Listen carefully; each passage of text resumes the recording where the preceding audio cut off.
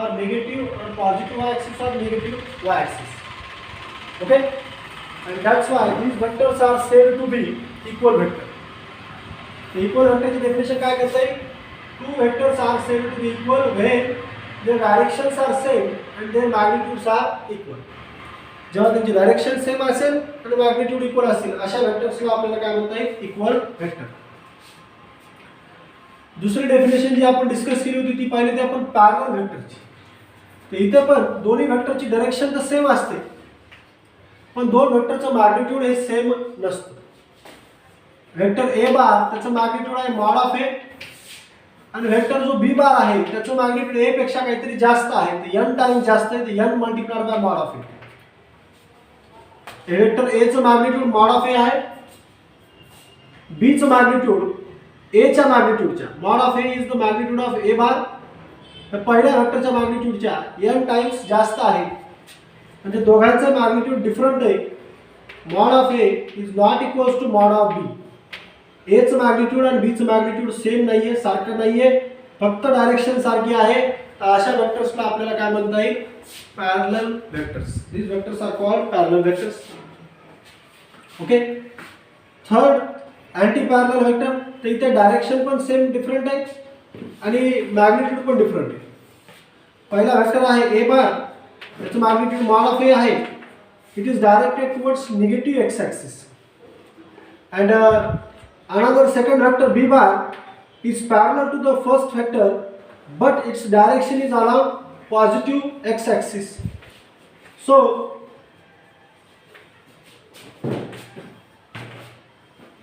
their magnitudes are also different and their directions are opposite. तर अशा वेक्टर्सला काय म्हणता येईल आपल्याला? Anti-parallel vectors. So these vectors are said to be anti-parallel vectors when their magnitudes are different and their directions are opposite.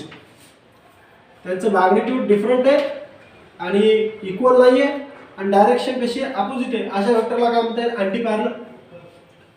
Last definition जी आपण discuss केली होती काल ती होती निगेटिव्ह वेक्टरची. तर इथे दोन वेक्टर आहेत ए बार आणि दुसरा वेक्टर आहे बी बार. दोन्ही वेक्टरचं मॅग्निट्यूड सेम आहे म्हणजे जे ए चं मॅग्निट्यूड आहे तेच मॅग्निट्यूड कशाचं? बी चं आहे.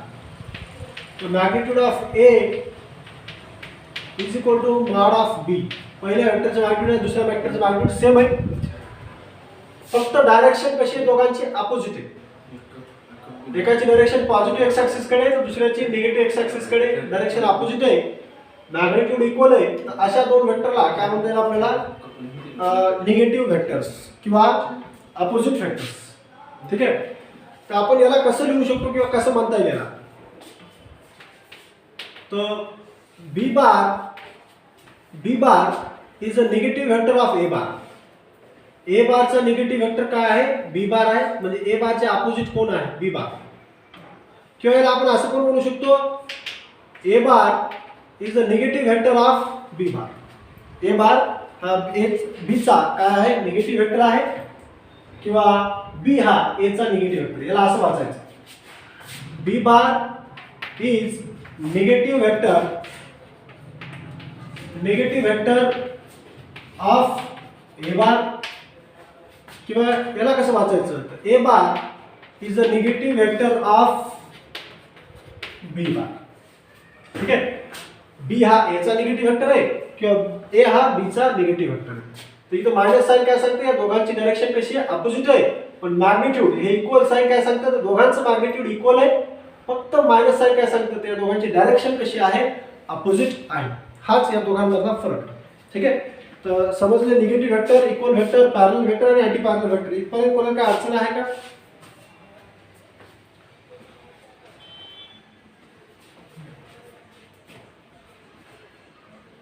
येस. हां ठीक आहे. नाही सर म्हणजे ते हे नाही सर, अडचण नाही. आपल्याला अशीच अडचण नाही.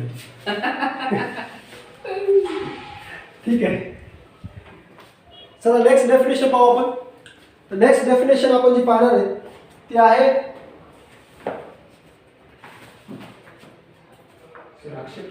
हा ठीक आहे रिझल्टंट वेक्टर. खूप महत्त्वाचा डेफिनेशन आहे खूप महत्वाची, रिझल्टंट व्हेक्टर.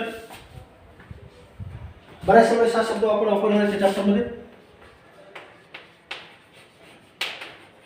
Resultant vector. ठीक आहे. तर रिझल्टंट व्हेक्टर कशाला म्हणायचं, एक उदाहरण घेऊन मी सांगतो. A man perform a displacement. A man displaced, एक व्यक्ती आहे त्याने डिस्प्लेसमेंट केलं. आता डिस्प्लेसमेंट कोणती क्वांटिटी आहे, vector quantity. It has magnitude as well as direction. A man displaced from position A to B. Okay. A man displaced from position A to B. The length of this line segment is the magnitude of this vector. या वेक्टरचं काय असेल ते magnitude असेल. Okay. तर या वेक्टरला आपण काय म्हणू, ए बी बार. एक व्यक्ती ए पॉइंट पासून डिस्प्लेस झालाय बी पॉइंट कडे. ओके. किती डिस्टन्स न डिस्प्लेस झालाय समजा तर 3 metre. Okay. Next, it displaced from point B to C. पुन्हा तो नंतर डिस्प्लेस झाला बी पॉइंट पासून कुठं, सी पॉइंटला. ओके. हा दुसरा वेक्टर असेल जो कुठून स्टार्ट होतो बी पॉइंट पासून आणि टर्मिनेट कुठं होतं सी पॉइंटला. तर हा वेक्टर असेल बी सी बार. याचं मॅग्निट्यूड आहे किती, समजा 4 मीटर. ठीक आहे. मी रिझल्टंट वेक्टर म्हणजे काय ते सांगतोय. ठीक आहे, लक्ष द्या. त्याच्यासाठी आपण एक एक्झाम्पल घेतलं हे समजून घेण्यासाठी. एक पहिला, ठीक आहे, लक्ष द्या. एक व्यक्ती आहे जो डिस्प्लेसमेंट करतोय. It displace from point A to B आणि डिस्प्लेस बाय डिस्टन्स 3 मीटर. तर ए बी चं मॅग्निट्यूड किती दिले आपल्याला, मॉड ऑफ ए बी किती दिले आपल्याला, 3 मीटर. ओके. नंतर तो बी पॉइंट पासून कुठे गेलाय, सी पॉइंट कडे गेलाय. तर बी सी चं मॅग्निट्यूड आपल्याला दिले किती, 4 मीटर इथे दिलेले. ओके. तर पहिला वेक्टर ए पॉइंट पासून स्टार्ट होतोय, कुठे टर्मिनेट होतोय, बी पॉइंटला टर्मिनेट होतो. नंतर दुसरा वेक्टर बी पॉइंट पासून स्टार्ट होतोय, कुठे टर्मिनेट होतोय, सी पॉइंटला. आता हे दोन वेक्टर मिळून, ह्या दोन वेक्टर मिळून तो व्यक्ती कोणत्या पॉइंटला पोहोचतो, या सी पॉइंटला पोहोचतो. ओके. तर हे दोन वेक्टर मिळून जे इफेक्ट तयार करतात आणि तो इफेक्ट म्हणजे तो व्यक्ती कोणत्या पॉइंटला पोहोचतोय, सी पॉइंटला पोहोचतोय. ठीक आहे, लक्ष द्या. मी पुन्हा एकदा सांगतोय. A man displaced from point A to B by distance 3 meter. Then it again displaced from point B to C by distance 4 meter. Okay. So these two vectors combinedly produce one effect. काय effect तयार करतात हे दोघं जण मिळून, तर त्या व्यक्तीला कुठं पोहोचवतात, या सी पॉइंटला पोहोचवतात. मी काय सांगतो ते समजतंय का. हे दोन वेक्टर मिळून त्या व्यक्तीला कुठं पोहोचवायले, कोणत्या पॉइंटला पोहोचवत आहेत, सी पॉइंटला पोहोचवत आहेत. तर हे काय झालं त्याचा इफेक्ट, ह्या दोन वेक्टरचा मिळून तयार होणारा इफेक्ट. बरोबर आहे. ए पासून बी ला आला, बी पासून सी ला आला. ठीक आहे. पण एक सिंगल वेक्टर असेल जो हाच इफेक्ट तयार करतो, एक सिंगल वेक्टर जो हाच इफेक्ट तयार करतो, त्या व्यक्तीला कुठं पोहोचवतोय, सी पॉइंटला पोहोचवतोय, तो वेक्टर म्हणजे रिझल्टंट वेक्टर. तर तो वेक्टर कोणता असेल, एसी. ठीक आहे. हा एसी वेक्टर जो आहे तो पण त्या व्यक्तीला कुठे पोहोचवायला, सी पॉइंटलाच पोहोचवायला. तोच इफेक्ट तयार करतोय हा एसी वेक्टर, पण तोच इफेक्ट तयार करतोय जो इफेक्ट हे दोन वेक्टर ए बी आणि बी सी मिळून तयार करतात. ठीक आहे. समजा आता मी परभणीमध्ये आहे, मला जायचंय नांदेडला. तुम्ही कसं जाईल, समजा इथून वसमत. ओके. एक वेक्टर झाला ए बी आणि नंतर तिथून मग नांदेड बी सी. मी कुठं पोहोचतोय, नांदेडला. ठीक आहे. हा इफेक्ट आहे. मी कुठं पोहोचायलो, त्या दोन वेक्टरचा मिळून जो इफेक्ट तयार व्हायला, मी कुठं पोहोचतोय, नांदेडला. तर मी सरळ समजा असं गेलो नांदेडला एसी, तो वेक्टर पण तोच इफेक्ट तयार करतोय. मी कुठं पोहोचतोय, नांदेडलाच पोहोचतोय. जो इफेक्ट हे दोन वेक्टर मिळून तयार. ठीक आहे. म्हणून या वेक्टरला काय म्हणायचं, या वेक्टरला म्हणायचं रिझल्टंट वेक्टर. Resultant vector. ठीक आहे. लक्ष द्या पुन्हा एकदा. हे दोन वेक्टर मिळून जो इफेक्ट तयार करतात त्याच प्रकारचा इफेक्ट हा सिंगल वेक्टर तयार करतो, म्हणून या वेक्टरला म्हणतात रिझल्टंट वेक्टर. या दोन वेक्टरचा तो काय असेल, रिझल्टंट वेक्टर. ओके, या दोन वेक्टरला मिळून तो व्यक्ती कोणत्या पॉईंटला पोहोचतोय? सी पॉईंटला पोहोचतोय. तर हा सिंगल वेक्टर त्या पॉईंटला, त्या व्यक्तीला कुठे पोहोचवतोय? सी पॉईंटलाच पोहोचवतोय. तोच इफेक्ट इथं तयार होतोय. म्हणून या वेक्टरला काय म्हणायचं आपल्याला? Resultant vector. ओके, हा राईट हँड रूल आहे इथं. सॉरी, हा ट्रायंगल कोणता तयार झालाय? कोणता ट्रायंगल तयार होतो इथं? राईट अँगल ट्रायंगल तयार होतोय. राईट अँगल ट्रायंगल नुसार हायपोटेन्यूसची लांबी किती असेल? तर AC square equals to BC AB square plus BC square. याच्यानुसार किती येईल? AC स्क्वेअर इक्वल्स टू 3 चा स्क्वेअर किती येईल? 9, 4 चा स्क्वेअर किती येईल? 16, दोघांचा बेरीज 25, 25 चा स्क्वेअर रूट म्हणजे AC ची व्हॅल्यू किती? 5. म्हणजे मी जर असा 5 मीटर गेलो इकडे, तर मी कोणत्या पॉईंटला पोहोचतोय? C point. आणि हे दोन वेक्टर इकडे 3, B कडे 3 मीटर आणि नंतर B पासून C कडे 4 मीटर जर गेलो, तर कोणत्या पॉईंटला पोहोचतोय? सी पॉईंटला. जर मी या दिशेने जर 5 मीटर गेलो, तर कोणत्या पॉईंटला पोहोचतोय? C point. म्हणजे हा जो वेक्टर आहे AC, हा AC वेक्टर तोच इफेक्ट तयार करतोय जे हे दोन वेक्टर मिळून तयार करतात. AB आणि BC हे दोन वेक्टर मिळून एक इफेक्ट तयार करतात. त्या व्यक्तीला कोणत्या पॉईंटला पोहोचवताय? सी पॉईंटला. तोच इफेक्ट हा सिंगल वेक्टर तयार करतोय. म्हणून या वेक्टरला काय म्हणायचं? Resultant vector. समजलं रिझल्टंट वेक्टर?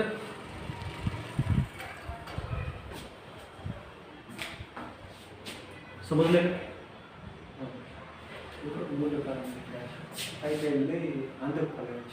असं का?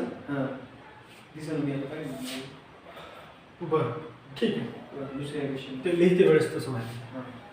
तर रिझल्टंट वेक्टरची डेफिनेशन काय करता येईल मग आपल्याला? A vector, a single vector, हा आहे सिंगल वेक्टर आहे. A single vector which produce same effect, तो तोच इफेक्ट तयार करतोय. विच इज प्रोड्यूस बाय, जो इफेक्ट कोण तयार करते? हे दोन किंवा दोन पेक्षा अधिक वेक्टर मिळून तयार करतात. समजा आणखी उदाहरण घ्या आपण. समजा एक व्यक्ती A पॉईंट पासून B पॉईंटला गेला, B पॉईंट पासून C पॉईंटला गेला, C पॉईंट पासून D पॉईंटला गेला. म्हणजे हा व्यक्ती A पासून B, हा पहिला वेक्टर AB बार, दुसरा B to C BC bar, C to D CD bar. हे तीन वेक्टर मिळून या व्यक्तीला कुठं पोहोचवत आहे? D पॉईंटला. तर हा AD हा एक सिंगल वेक्टर असेल जो तोच इफेक्ट तयार करतो. त्या व्यक्तीला कुठं पोहोचवतो? D पॉईंटला पोहोचवतो. ठीक आहे. तर हा सिंगल वेक्टर AD बार तोच इफेक्ट तयार करतोय, त्या व्यक्तीला D पॉईंटला पोहोचवतो. जे हे तीन वेक्टर मिळून तयार करतात. ठीक आहे. हे तीन वेक्टर्स मिळून जो इफेक्ट तयार करतात तो इफेक्ट एक सिंगल वेक्टर तयार करतो. म्हणून त्या वेक्टरला काय म्हणायचं? Resultant vector. Okay, so what is definition of resultant vector? A single vector which produce same effect which is produced by two or more vector. एक किंवा एकापेक्षा अधिक वेक्टर्सने मिळून जो इफेक्ट तयार होतो तोच इफेक्ट एक सिंगल वेक्टर तयार करतो. म्हणून त्या वेक्टरला काय म्हणायचं आपल्याला? Resultant vector. समजलं डेफिनेशन रिझल्टंट वेक्टरची?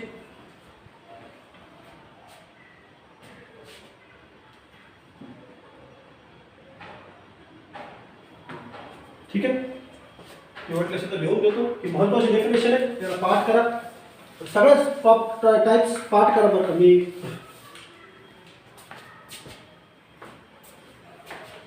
a single vector which produces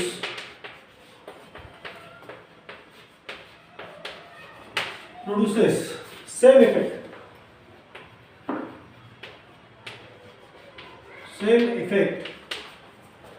which is जो कोणी तयार केलेला आहे? विच इज प्रोड्यूस्ड बाय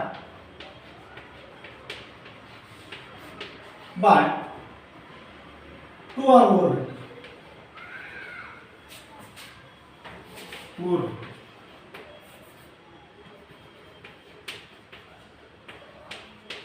दोन किंवा दोन पेक्षा अधिक वेक्टर मिळून जो इफेक्ट तयार करतात तोच इफेक्ट एक सिंगल वेक्टर तयार करतो. त्याला काय म्हणायचं? Is called resultant vector. त्यालाच काय म्हणता येईल आपल्याला? Resultant vector. ओके, कळलं डेफिनेशन? यामध्ये कोणाला काय अडचण आहे? तर ए पासून एक बॉडी बी पॉईंटला गेली आहे, उदाहरणासाठी बी पॉईंट पासून कुठे गेली? दुसरी सी ला गेली आहे. तर हा AC जो असेल, हा AC असेल या दोघांचा रिझल्टंट वेक्टर. तर AC bar produce same effect which is produced by combination of AB and BC. AB आणि BC च्या कॉम्बिनेशन पासून जो इफेक्ट तयार झालाय तोच इफेक्ट एक सिंगल वेक्टर तयार करतो AC. म्हणून AC काय आहे तर AC is a resultant vector. Resultant vector AC is resultant vector. तर AC जो असेल तो काय असेल रिझल्टंट वेक्टर. ओके, हा पण त्या व्यक्तीला कुठे पोहोचवतोय सी पॉइंटला. हे दोघं मिळून पण कुठे पोहोचवतोय सी पॉइंटला. तर हा सिंगल वेक्टर आहे तोच इफेक्ट तयार करतोय जे दोघं जण मिळून तयार. ठीक आहे, पुढे पुढची डेफिनेशन पाहू आपण. ओके, नेक्स्ट जी डेफिनेशन आपण डिस्कस करणार आहे ती आहे झिरो वेक्टर, नल वेक्टर किंवा झिरो वेक्टर. नल वेक्टर किंवा झिरो वेक्टर. आता नल वेक्टर किंवा झिरो वेक्टर कशाला म्हणायचं हे सोपं आहे. नल म्हणजे काय किंवा झिरो म्हणजे ह्या वेक्टरचं मॅग्निट्यूड झिरो असतं. ओके,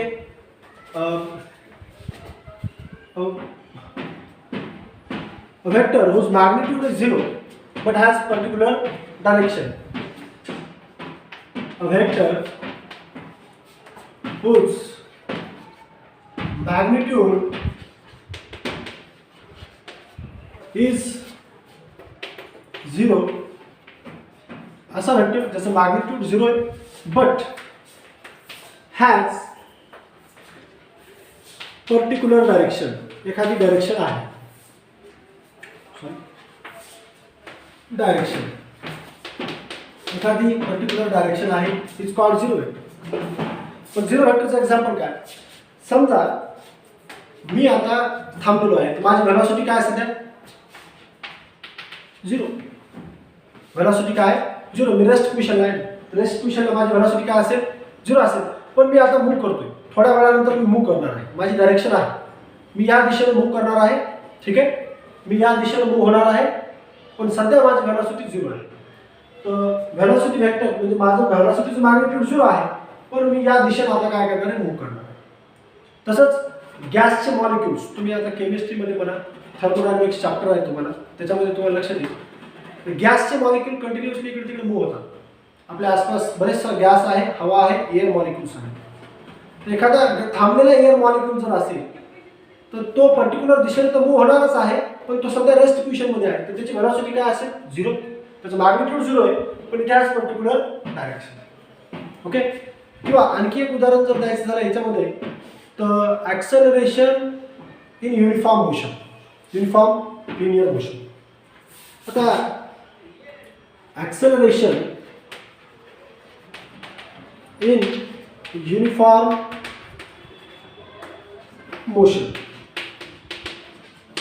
आता थोडं सांगायला थोडं कठीण आहे कारण की तुम्हाला ॲक्सेलरेशन झालं, युनिफॉर्म म्हणजे काय हे शब्द थोडेसे आता माहिती असतील काही मुलांना पण सगळ्याच मुलांना हे माहिती असतील असं काही गरजेचं नाही. ठीक आहे, जेवढे व्हिडिओ पाहत आहे त्यापैकी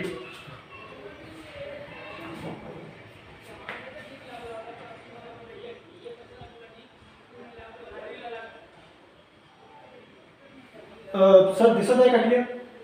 अच्छा, हे बघा युनिफॉर्म मोशन म्हणजे काय तर ज्यामध्ये व्हेलॉसिटी कॉन्स्टंट आहे. कोणत्याही पॉईंटला हे समजा एक व्हेकल आहे, मी थोडं शॉर्टमध्ये तुम्हाला समजलं तर चांगली गोष्ट आहे, नाही समजलं तर पुढे आपण हे शिकणारच आहे त्यामुळं तिथं तुम्हाला हे समजून जाईल. त्यामध्ये काही घाबरण्यासारखी किंवा नाही समजलं तर काही टेन्शन घेण्यासारखी गोष्ट नाही. हे व्हेकल आहे, this vehicle is moving along X axis. एका एक्स ॲक्सिस अलॉंग चाललंय विथ कॉन्स्टंट व्हेलॉसिटी. त्याची व्हेलॉसिटी एकसारखी आहे. या ए पॉईंटला त्याची व्हेलॉसिटी किती आहे 50 मीटर पर सेकंड. बी पॉईंटला पण त्याची व्हेलॉसिटी किती आहे 50 मीटर पर सेकंड. सी पॉईंटला पण किती आहे 50 मीटर पर सेकंड. तर व्हेलॉसिटी प्रत्येक व्हेलॉसिटीचं मॅग्निट्यूड आणि डायरेक्शन तो कुणीकडे मोशन करतोय पॉझिटिव्ह एक्स ॲक्सिसच्या. मॅग्निट्यूड पण सारखंच आहे पण डायरेक्शन पण सेमच आहे. अशा मोशनला कोणती मोशन बोलतात युनिफॉर्म मोशन. ज्या मोशनमध्ये व्हेलॉसिटीचं मॅग्निट्यूड पुढे आपण शिकणार आहे डिटेलमध्ये. फक्त उदाहरण देण्यासाठी मी तुम्हाला हे समजून सांगण्यासाठी झिरो व्हेक्टर कशाला म्हणतात हे समजून सांगण्यासाठी मी उदाहरण घेतलं. ठीक आहे. तर सध्या फक्त एवढंच लक्षात ठेवा, ज्या मोशनमध्ये व्हेलॉसिटीचं मॅग्निट्यूड आणि डायरेक्शन कॉन्स्टंट असतं, एकसारखं असतं, त्या मोशनला कोणती मोशन म्हणायची? Uniform motion. मग या मोशनमध्ये या व्हेकलचं ॲक्सेलरेशन म्हणजे काय? तर तुम्ही ॲक्सेलरेटरवर पाय ठेवता, बरोबर? मोटरसायकलचं ॲक्सेलरेटर फिरवता, ते फिरवलं की व्हेलॉसिटी वाढते, ते कमी केलं की व्हेलॉसिटी कमी होते. ओके. तर ॲक्सेलरेशन म्हणजे काय? तर व्हेलॉसिटीमध्ये होणारा बदल. ॲक्सेलरेशन म्हणजे काय? तर व्हेलॉसिटीमध्ये होणारा बदल. ॲक्सेलरेटर हे नाव ऐकलेलं प्रत्येकाने, मुलगी असो किंवा मुलगा असो, प्रत्येकाला ॲक्सेलरेटर माहिती आहे गाडीचं, माहिती आहे का? हां. तर तुम्ही ॲक्सेलरेटर पाठीमागं फिरवलं की गाडीची स्पीड वाढते, ॲक्सेलरेटर समोर फिरवलं की गाडीची स्पीड काय होते? कमी होते. म्हणजे ॲक्सेलरेशन म्हणजे काय? तर व्हेलॉसिटीमध्ये होणारा बदल. ओके. ॲक्सेलरेशन म्हणजे काय? व्हेलॉसिटीमध्ये होणारा बदल. मग मला सांगा, इथं ए बी सी पॉईंटला व्हेलॉसिटीचं मॅग्निट्यूड कसं आहे? एकसारखं. डायरेक्शन कशी आहे? एकसारखी. व्हेलॉसिटीमध्ये बदल व्हायला का इथं? इथे व्हेलॉसिटीमध्ये बदल होतोय का? नाही. इथे व्हेलॉसिटीमध्ये बदल होत नाहीये, म्हणजे व्हेलॉसिटीमध्ये होणारा बदल झिरो आहे. हे डेल म्हणजे काय? Change in velocity. व्हेलॉसिटीमध्ये होणारा बदल काय? इथं झिरो आहे. आणि व्हेलॉसिटीमध्ये होणारा बदल झिरो आहे, याचा अर्थ ॲक्सेलरेशन पण काय? झिरो. ॲक्सेलरेशन काय? झिरो. तर ॲक्सेलरेशन ही व्हेक्टर क्वांटिटी, पण इथे युनिफॉर्म मोशनमध्ये ॲक्सेलरेशनचं मॅग्निट्यूड काय? झिरो. कारण की व्हेलॉसिटीमध्ये कसलाही बदल होत नाहीये. व्हेलॉसिटीमध्ये होणारा बदल झिरो आहे. व्हेलॉसिटी एकसारखी आहे प्रत्येक पॉईंटला, म्हणून ॲक्सेलरेशन इथं काय? झिरो आहे. तर ॲक्सेलरेशन कोणती क्वांटिटी? वेक्टर क्वांटिटी आहे. It has magnitude as well as direction. तर इथं या व्हेकलचं ॲक्सेलरेशन काय? Zero, but it has particular direction. त्याची डायरेक्शन कुठे? Positive x axis. समजले? तर झिरो व्हेक्टर किंवा नल व्हेक्टर म्हणजे असा व्हेक्टर ज्याचं मॅग्निट्यूड हे झिरो आहे, but it has particular direction. त्याला काहीतरी डायरेक्शन आहे. समजले? Zero vector.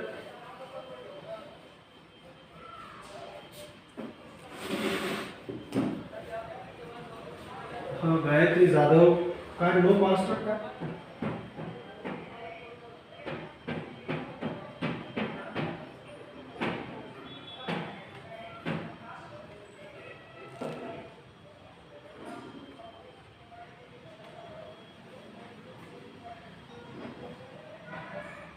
ठीक. तर इथं व्हेलॉसिटी कॉन्स्टंट आहे. व्हेलॉसिटी कॉन्स्टंट असल्यामुळे व्हेलॉसिटीमध्ये होणारा बदल झिरो आहे, म्हणून ॲक्सेलरेशन झिरो आहे. ठीक आहे. मग ॲक्सेलरेशन ही व्हेक्टर क्वांटिटी आहे, तिचं मॅग्निट्यूड झिरो आहे, त्या व्हेकलचं ॲक्सेलरेशन झिरो आहे, आणि त्याची डायरेक्शन कुणीकडे? त्याची डायरेक्शन कुणीकडे? पॉझिटिव्ह एक्स ॲक्सिसकडे. ठीक आहे. तर म्हणजे काही व्हेक्टर्स असे पण असतात ज्यांचं मॅग्निट्यूड झिरो असतं, पण त्यांना पर्टिक्युलर डायरेक्शन असते. तर अशा व्हेक्टरला काय म्हणायचं आपल्याला? झिरो व्हेक्टर किंवा नल व्हेक्टर. नल किंवा झिरो. समजले?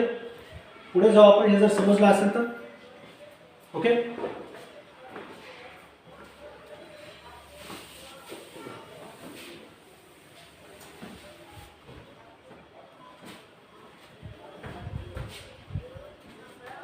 ठीक आहे. नेक्स्ट जो टाइप आपण पाहणार आहे तो आहे पोझिशन व्हेक्टर. ठीक आहे. चल पोझिशन व्हेक्टर.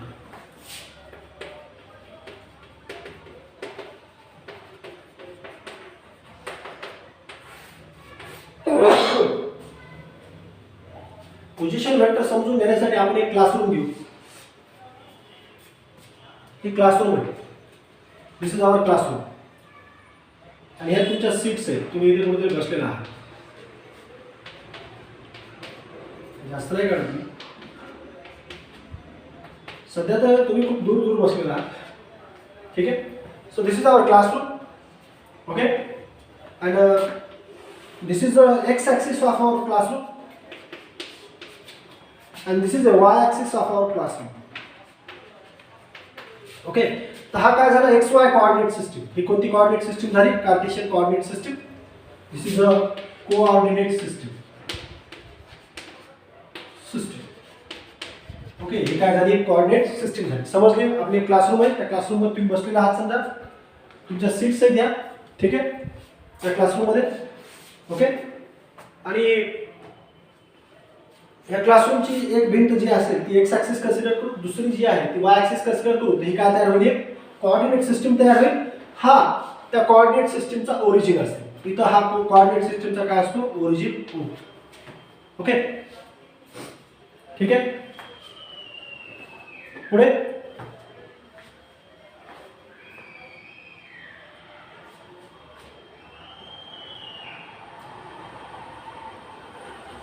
पल्लवी काय अडचण, ठीक आहे. राईट साईडचं चमकत आहे का, आता दिसतंय का व्यवस्थित, एकदा सांगा मला.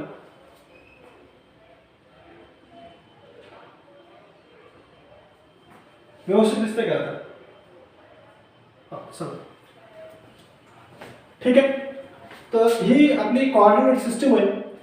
समजा कोणीतरी एक एक व्यक्ती घेऊ आपण, कोणी आकाश, समजा आकाश कटारे हा इथं बसलेला आहे ए, ठीक आहे.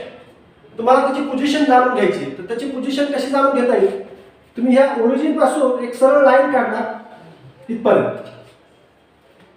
सो ही लाईन ह्या ओरिजिनच्या रिस्पेक्टिव्ह काढली आहे कुठपर्यंत, आकाश कटारे जिथं बसलेला आहे तिथपर्यंत. ठीक आहे. मी तुमच्यापैकीच एक उदाहरण घेतलंय, तर कोणी डोंट बाईट, डोक्यामध्ये कोणाचं नाव घेतलं तर जास्त हायपर होतं लोक. ठीक आहे, कोणी असो, ठीक आहे. आकाश कटारे, दुसरा कोणी, समजा मी आहे बसलेला इथं. ठीक आहे. तर line drawn from origin of coordinate system, coordinate सिस्टीमच्या ओरिजिन पासून त्या ऑब्जेक्टच्या पोझिशन पर्यंत, ज्या ऑब्जेक्टला ज्या ठिकाणी तो ऑब्जेक्ट आहे त्या पोझिशन पर्यंत आपण एक लाईन ड्रॉ केली, त्या लाईनलाच काय म्हणतात, पोझिशन. ही लाईन त्या पार्टिकलची काय दाखवते, त्या ऑब्जेक्टची काय दाखवते, पोझिशन. त्या कोऑर्डिनेट सिस्टीम मध्ये तो ऑब्जेक्ट कुठं आहे, तर ए या पोझिशनला आहे, हे सांगण्याचं काम कोण करतं, ही लाईन करते, म्हणून त्याला काय म्हणतो आपण, पोझिशन म्हणतो. किंवा दुसरं कोणीतरी, समजा इथे व्यक्ती या ठिकाणी बसलेला आहे, या ठिकाणी कोणीतरी बसलेला आहे, तर या ओरिजिन पासून या पार्टिकलच्या पोझिशन पर्यंत मी एक लाईन ड्रॉ केली. ठीक आहे, ओरिजिन पासून या पार्टिकलच्या पोझिशन पर्यंत एक लाईन ड्रॉ केली. तर ही लाईन काय सांगते, तर तो पार्टिकल किंवा तो ऑब्जेक्ट त्या कोऑर्डिनेट सिस्टीम मध्ये कुठं आहे हे सांगण्याचं काम कोण करेल, ही लाईन. ओके, तर मग ह्या लाईनला काय म्हणायचं, पोझिशन. या लाईनला काय म्हणतात, पोझिशन. किंवा या लाईनला काय म्हणतात, पोझिशन वेक्टर. या लाईनला काय म्हणतात, position vector of that particle. या लाईनला काय म्हणतात, position vector of that particle. त्या पार्टिकलचा तो काय असेल, पोझिशन वेक्टर. मग पोझिशन वेक्टरची डेफिनेशन काय करता येईल आपल्याला, a line drawn from origin of coordinate system to the position of particle. Line draw केली, आपण काढली ओरिजिन पासून त्या पार्टिकलच्या पोझिशनला, which gives, जी काय सांगते, which gives exact position of that object. त्या ऑब्जेक्टची पोझिशन सांगते कशामध्ये, त्या coordinate system with respect to origin. Origin पासून तो किती अंतरावर आहे हे सांगण्याचं काम कोण करते, ती लाईन. ठीक आहे. पोझिशन वेक्टरची डेफिनेशन काय करता येईल, a line drawn from origin of coordinate system to the position of particle. त्या पार्टिकलच्या पोझिशन पर्यंत एक लाईन ड्रॉ केली आपण, कुठून, कोऑर्डिनेट सिस्टीमच्या ओरिजिन पासून.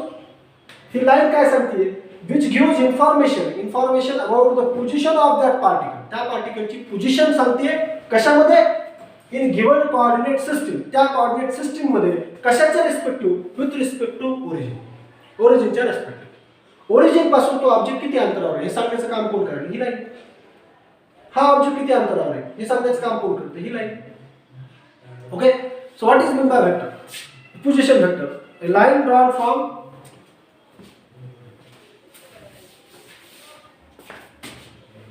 position vector, a line drawn from origin of coordinate system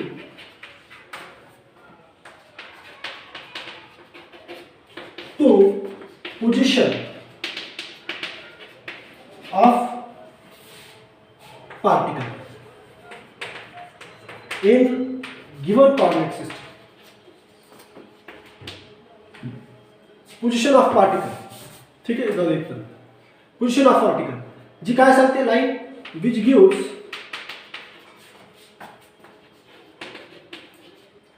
gives position of particle, which gives information about position of particle, which gives information about position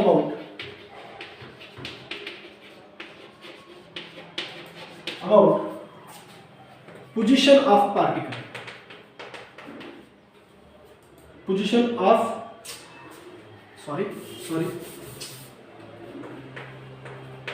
position of particle in given coordinate system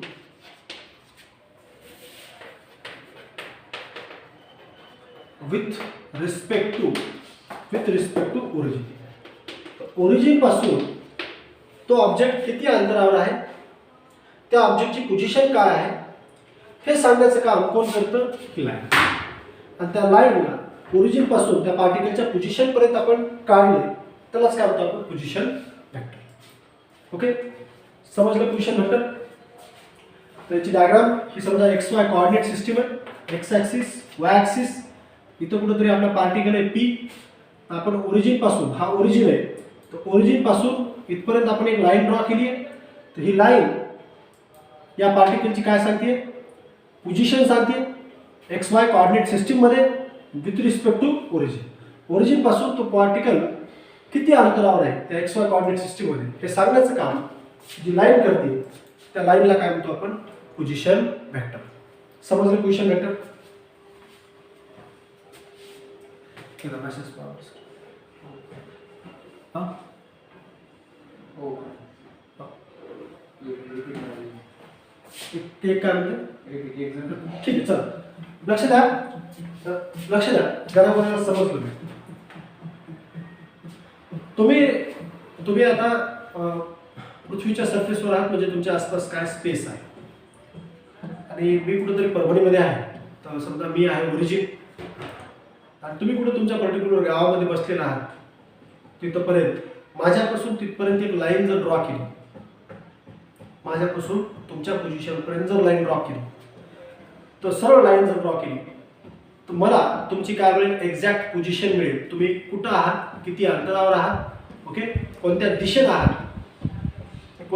आहात हे exact मला मिळेल. तर ती जी line असते त्या लाईनलाच काय म्हणतात, पोझिशन वेक्टर. ओके, समजा तुमचं गाव इकडे कुठेतरी आहे, दक्षिणेकडे आहे, किती अंतरावर आहे, 5 किलोमीटर अंतरावर माझ्यापासून. तर मला तुमची काय मिळेल, एक्झॅक्ट पोझिशन. किंवा तुमचं गाव आहे पश्चिमेला एक 20 किलोमीटर अंतरावर, तर माझ्यापासून तिथपर्यंत जर लाईन सरळ काढली तर मला काय मिळेल, तुमची एक्झॅक्ट तुमच्या गावाची पोझिशन म्हणजेच तुमची पोझिशन. ठीक आहे. तर पोझिशन वेक्टर म्हणजे काय, तर line drawn from origin of given coordinate system, दिलेल्या कोऑर्डिनेट सिस्टीमच्या ओरिजिन पासून पार्टिकलच्या पोझिशन पर्यंत एक लाईन आपण सरळ ड्रॉ केली. ती लाईन, ही सरळ लाईन ह्या पार्टिकलची काय सांगते, एक्झॅक्ट पोझिशन सांगते. तो किती अंतरावर आहे, त्याची दिशा काय आहे हे सांगण्याचं काम जी लाईन करते त्याला म्हणतात position vector. Okay, so line drawn from origin of coordinate system, coordinate सिस्टीमच्या ओरिजिन पासून पार्टिकलच्या position to the position of particle. जी ही लाईन काय सांगते, विच गिव्स इन्फॉर्मेशन. ही लाईन कशाबद्दल information about position of particle in given coordinate system with respect to the origin.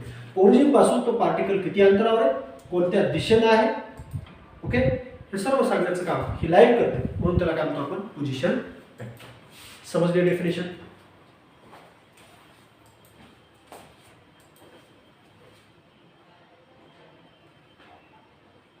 ठीक ठीक ठीक. नेक्स्ट जी डेफिनेशन आपल्याला घ्यायची आहे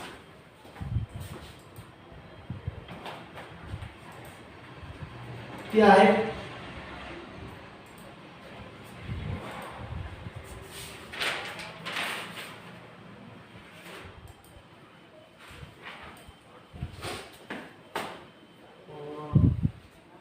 position vector. Collinear vector.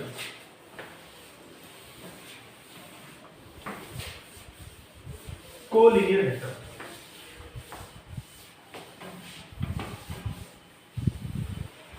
Okay.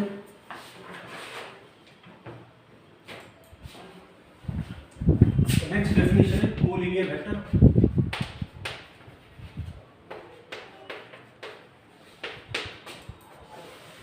Collinear vector. तो को म्हणजे अर्थ लक्षात घ्या सेम. कोचा अर्थ काय होतो सेम. ठीक आहे. पण असे वेक्टर जे सारख्या ऍक्सिसला पॅरलल आहेत किंवा अँटी पॅरलल आहेत, कसे असो पॅरलल किंवा अँटी पॅरलल आहेत, those vectors which are along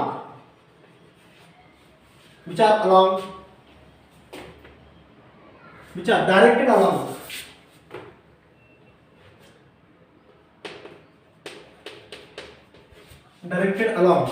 किंवा which are along लिहिलं तरी चालतंय. Same line or axis is called collinear vector.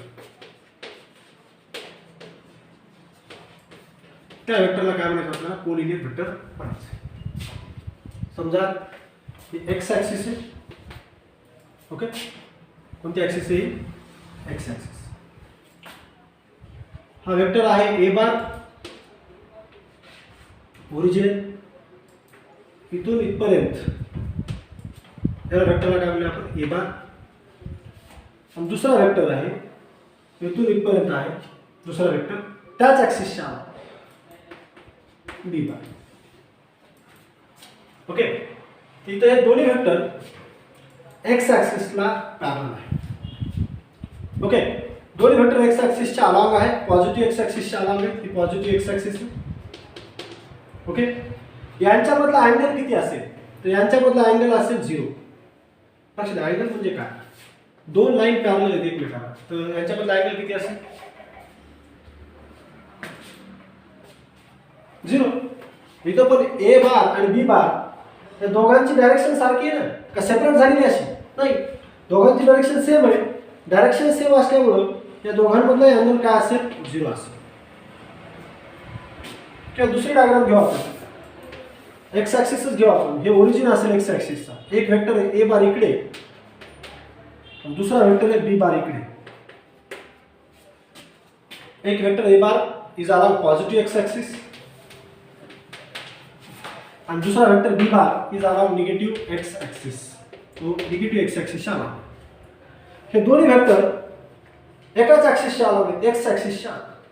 पण इथे दोघांमधला अँगल किती आहे, दोघांची डायरेक्शन किती सेपरेट झाली. एक पॉझिटिव्ह एक्स ऍक्सिस कडे डायरेक्टेड आहे तर दुसरा निगेटिव्ह. तर दोघांमधला अँगल किती आहे 180 डिग्री. दोन वेक्टर मधला अँगल किती 180 डिग्री. पण हे दोन्ही वेक्टर एकाच ऍक्सिसच्या along.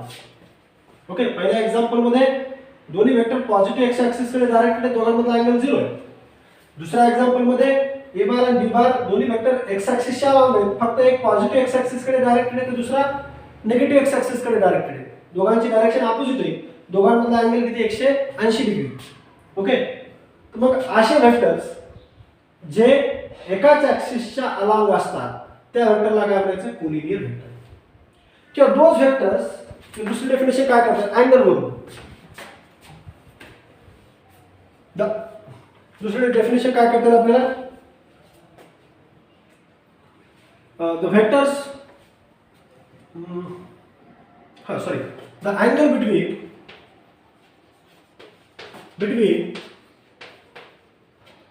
these vectors is 0 or 180 degree. या दोन वेक्टर मधला अँगल एक तर 0 असतो किंवा 180 डिग्री असतो. 0 कधी असेल जेव्हा ते दोघे एकाच दिशेने डायरेक्टेड असतील, एक्स ऍक्सिसला पॅरलल एकाच दिशेने पॉझिटिव्ह एक्स ऍक्सिस कडे. मग त्यांच्यातला अँगल काय असेल 0. जर दोन वेक्टर अपोजिटली डायरेक्टेड आहेत, एक पॉझिटिव्ह एक्स ऍक्सिस कडे तर दुसरा निगेटिव्ह एक्स ऍक्सिस कडे डायरेक्टेड आहे, दोघांमधला अँगल किती 180 डिग्री. तर हे दोन्ही व्हेक्टर्स, हे दोन्ही एक्झाम्पल्स कोणत्या व्हेक्टरचे? Collinear vectors. तर डेफिनेशन काय करते? Those vectors which are directed along the same axis, एकाच ऍक्सिसच्या अलॉंग डायरेक्टेड असतील किंवा डायरेक्टेड शब्द नकोच राहू द्या, ठीक आहे, which are along the same line किंवा same axis is called collinear vector. असे व्हेक्टर्स जे सारख्या ऍक्सिसच्या अलॉंग असतात अशा व्हेक्टरला काय म्हणू आपण? Collinear vector. आता कधी कधी ते पॅरलल म्हणजे दोघांची डायरेक्शन सेम असते किंवा कधी कधी दोघांची डायरेक्शन अपोजिट असते, पण ते एकाच ऍक्सिसच्या अलॉंग आहेत, एक्स ऍक्सिसच्या अलॉंग, म्हणून त्या व्हेक्टरला काय म्हणले? Collinear vector. तर कधी कधी या व्हेक्टर्स मधला अँगल 0 असतो जेव्हा ते एकमेकाला पॅरलल असतात, त्यांच्यातला अँगल 0 असतो. जेव्हा अँटी पॅरलल असतात त्यांच्यातला अँगल किती असतो? 180 डिग्री. ठीक आहे. तर डेफिनेशन काय करते? दोन vectors which are along same line or axis is called collinear vector. Co म्हणजे सेम. ठीक आहे. तर असे व्हेक्टर जे एकाच ऍक्सिसच्या अलॉंग असतात, हां त्यांची डायरेक्शन एक तर पॅरलल असू शकते किंवा अँटी पॅरलल असू शकते, डायरेक्शन सेम असू शकते किंवा अपोजिट असू शकते, पण एकाच ऍक्सिसच्या अलॉंग आहे, एक्स ऍक्सिसच्या अलॉंग, त्यांना कोलिनियर व्हेक्टर म्हणले. त्यांच्यातला अँगल एक तर 0 डिग्री असतो जेव्हा ते एकमेकाला डायरेक्शन सेम असेल तर अँगल 0 असेल, डायरेक्शन अपोजिट असेल तर अँगल 180 डिग्री असेल. ठीक आहे. समजले? समजले का?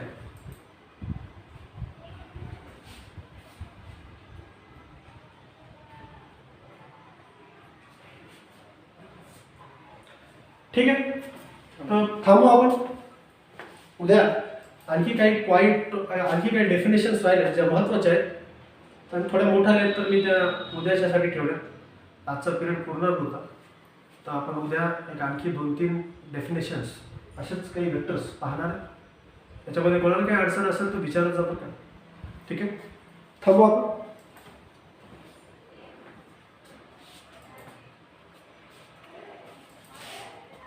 Left fast circle.